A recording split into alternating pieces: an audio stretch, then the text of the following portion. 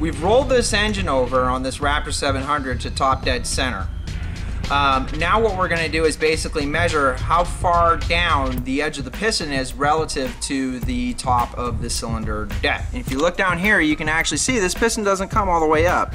Now you'll also notice you can rock the piston a little bit from front to back. So you want to take your measurement from the sides here, okay? And be careful. You'd think that basically every motor is perfect and whatever, but they're not. And you know, rods are generally speaking only straight when they're completely brand new. After you run them a little bit, sometimes they'll actually flex and twist a little bit. So what I do is I take a quick peek, and I'm using my fingernail here, and I'm trying to figure out, I'm like, okay, well this side's actually up just a hair higher than that side, so I want to take off basically a measurement from this area right here. And you got to be careful, don't measure from the very top of the dome. That's incorrect. You want to be right at the compression height of the piston, basically right around this ring here. So I'm going to go ahead and use the back side of the veneers, take that measurement.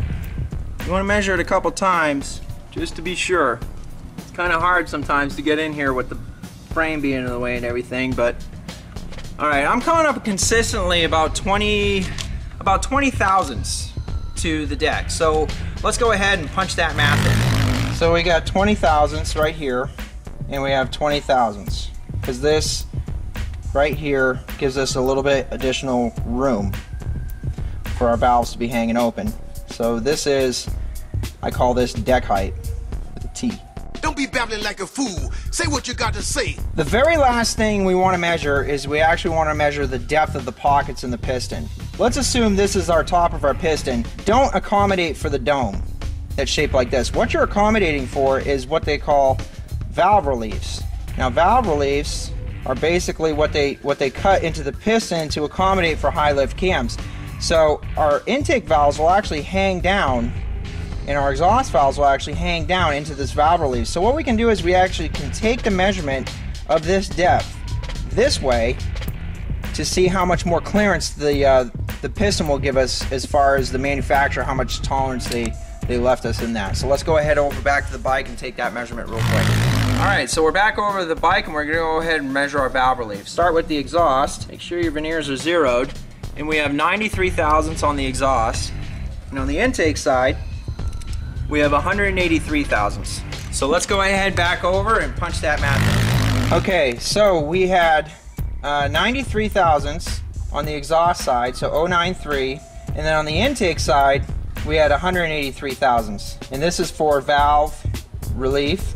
Now what we can do is we can actually add these numbers up. That's all we do right now. So we add up this whole column and this whole column.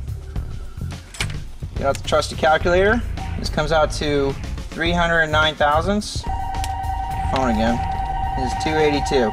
Now, this is what we can accommodate for on TDC lift on our intake side, and this is what we can accommodate for on TDC lift on our exhaust side. We can now double check that against the specs that came down from Megacycle. So Megacycle needs 142 thousandths worth of clearance on the intake side, and they need 140, well, they don't need this. Let me just rephrase that. Basically, this is how far open the intake valve is at top dead center overlap, and how far open the exhaust valve is at top dead center overlap. We take those two values. In our intake, we got 142. In our exhaust, they're lifting at 141. Now, on the intake valve, you need to actually give additional clearance. I like to see right around 60 thousandths clearance, basically in the event that the cam chain actually stretches a little bit, or the valves float a little bit, or something like that. You want to give yourself a little bit of breathing room. On the exhaust side, I actually give a little bit more breathing room. I actually tack in another 80 thousandths worth of clearance. So 142.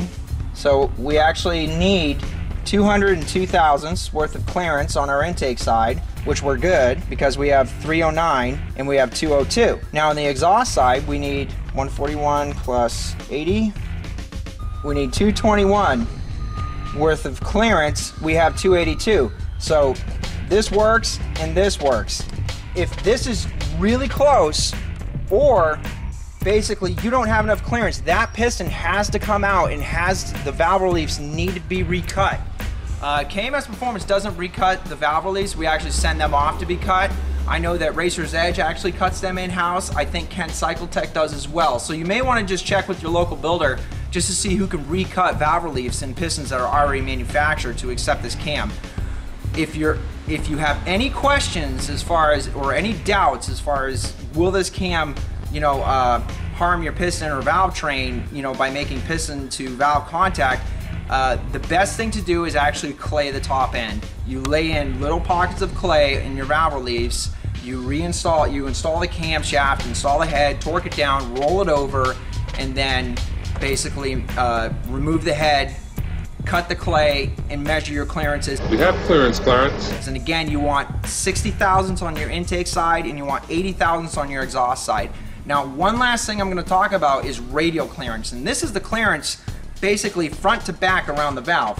When you have a valve and it sits in your valve relief, your valve relief needs to actually be a little bit bigger than the valve itself. You don't want an interference fit between the valve relief and the valve in case the valve walks a little bit. Some of these really large head valves will actually walk a little bit, okay? And I like to see about 60 thousandths clearance here.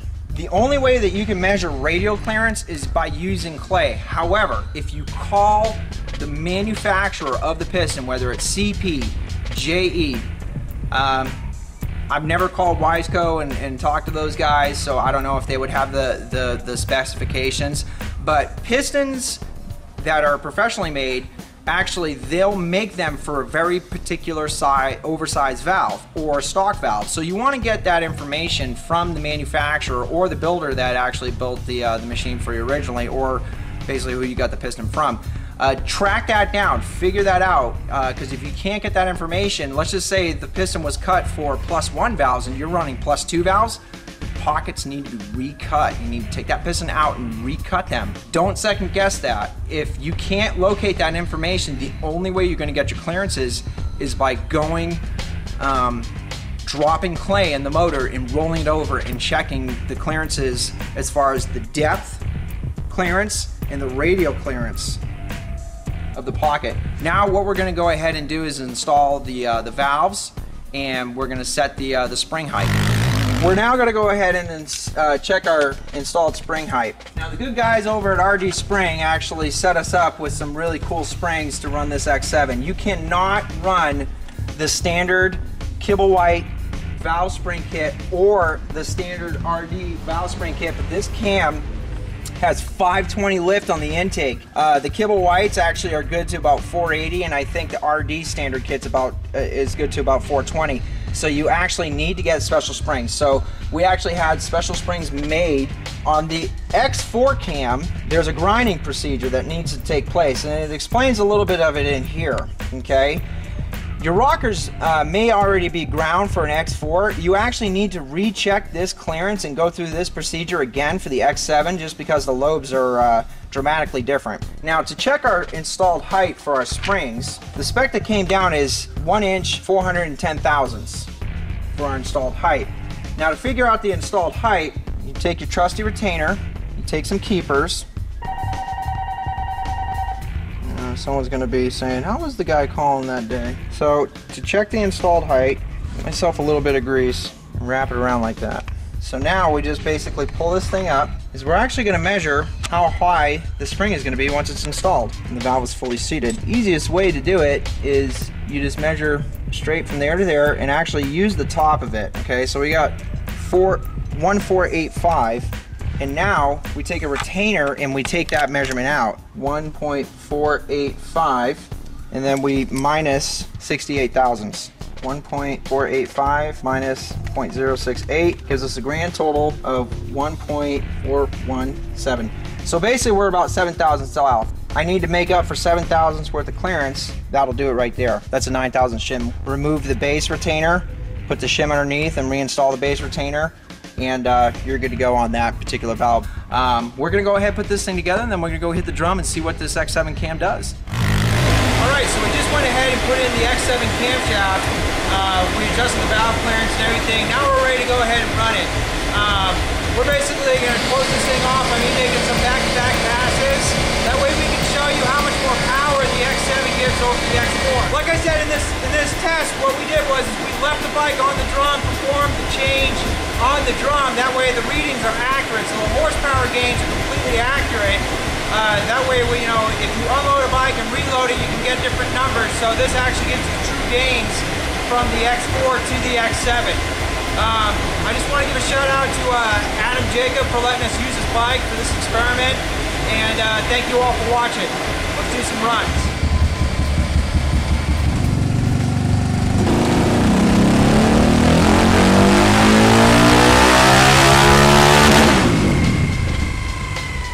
So you can see here on the dyno run, we went from 71 to 74.7 horsepower. So we actually picked up more than 4 horsepower, and we actually picked up more torque. We actually picked up almost a full foot-pound of torque.